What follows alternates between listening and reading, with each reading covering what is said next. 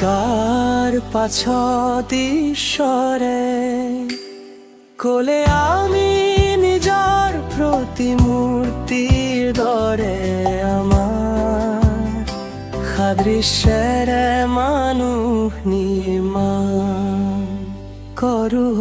তেওঁলোকে সমুদ্ৰৰ মাছ, আকাশৰ চৰাই, ঘৰচীয়া পশু সমুদায়, পৃথিৱী আৰু পৃথিৱীত বগাই ফুৰা প্ৰাণীৰ ওপৰত অধিকাৰ চলাও।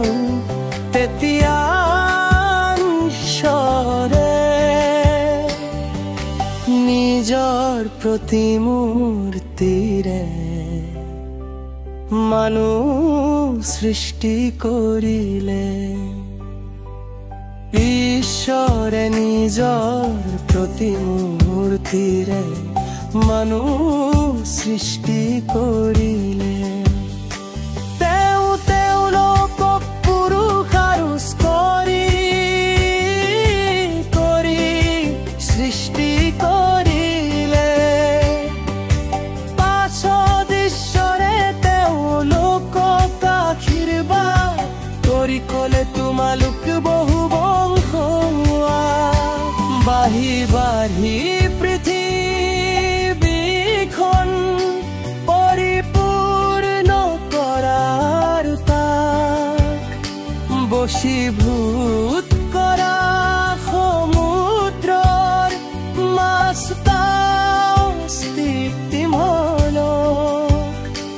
আকাশৰ চৰাই আৰু পৃথিৱীৰ ওপৰত বিচৰণ কৰা সকলো প্ৰাণীৰ ওপৰত অধিকাৰ চলোৱা।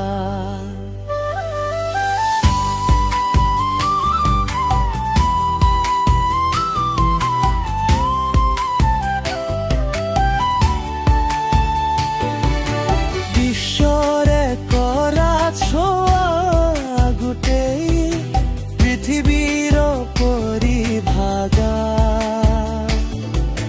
বুটি উৎপন্ন কৰা গছ আৰু ভিতৰত গুটি থকা সকলো ফল ধৰা গছ মই তোমালোকক দিলোঁ।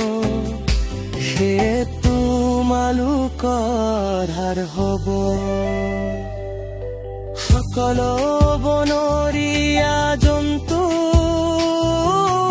আকাশৰ সকলো চৰাই আৰু মাটিত বগাই ফুৰা সকলো প্ৰাণী, আহাৰৰ কাৰণে খপৰো কেঁচাও বনো দিলোঁ। তাতে তেনে